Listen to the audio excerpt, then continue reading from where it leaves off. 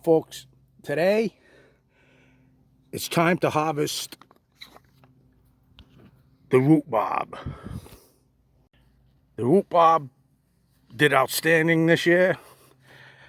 These plants are 80 to 90 years old. They were well mature when I moved here with my family at the age of 4 years old in 1958.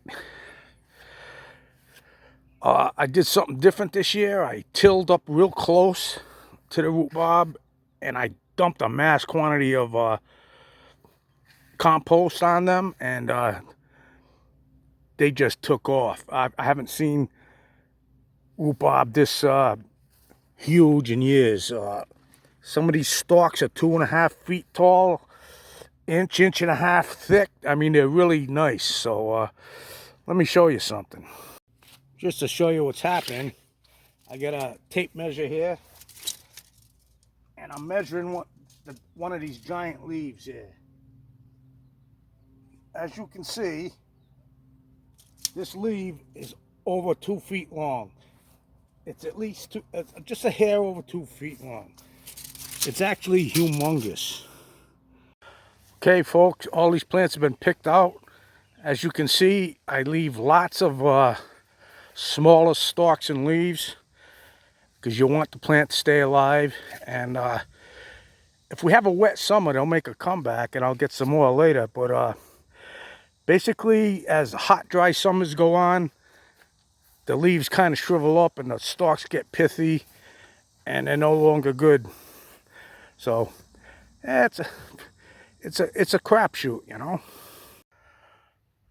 Okay, folks, I got about 1/3 of a fishing tote full of stalks. Most of them are large, average, but some of these are humongous. They're 2 feet long, inch and a quarter thick. And they're all nice and juicy. And all these leaves in the bucket there now are headed off to the compost pile. Okay, folks, I'm on my way to the compost pile to dump them big old rhubarb leaves.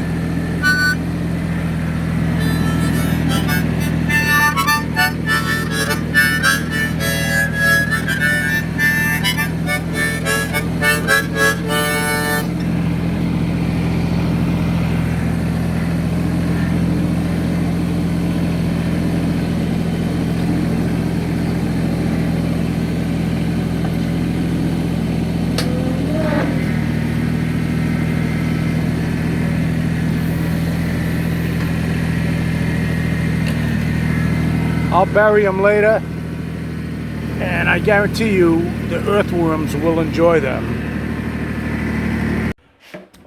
Okay, folks, we're in the house. I cut the stalks in half, put them in cold water, and I think it goes without saying that most people know enough to peel them. You just put a thin knife, make a little tiny bite at the top, and just pull. And see how easy it is? It peels itself. You just, right. Now, why would I have to say that? Believe it or not, I've let people try rhubarb, and they didn't know enough to peel it, and then they say, oh, I don't like rhubarb, it's too stringy. Well, that's not most people, but, you know, just showing you. Then you just chop them up,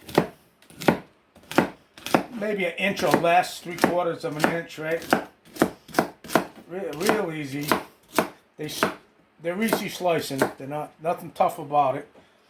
And keep on going. Okay, the chopping's over. I believe this is a 24-quart bucket here, and it's a little more than half. Maybe 13 or 14 quarts in here. Right, that's going to substantially reduce. All right. Okay, folks, I'm at the stove. I've been cooking rhubarb down. It's going down substantially, being reduced. It's getting softer and softer. It's going to turn into like strawberry jam or something, like a nice jam. And I got the canning getting ready. I'm going to be using hot pack method for those who know what a little bit about canning. I added salt because I like salt to my rhubarb, but I'm putting raisins in there, and I use raw honey for sweetener. I'm not going to make it too sweet, but I use raw honey and everything. I buy several gallons a year. But while we're here, this is another raw honey product. It's minced garlic, fresh, infused into the honey, and kept on the shelf sealed for a month or two, maybe 3. It's called fermented garlic, and it is really delicious, but it's highly nutritional and medicinal. It's something you should look up online. It's easy to make too at home. Okay, check you later. Okay, folks, it's 8:30 at night. Sun's going down. I got 7 jars of rhubarb sauce with raisins and raw honey. This is going on a shelf processed. And I got some leftovers here going in the refrigerator. Good for a couple months. This summertime stuff good for a couple months. I'm going to have to break down and get some vanilla ice cream. This is what this rhubarb sauce is for. Put it on ice cream, put it on oatmeal, put it in cobblers and pies. You can eat it straight out. It's that good. Okay. Have a good one.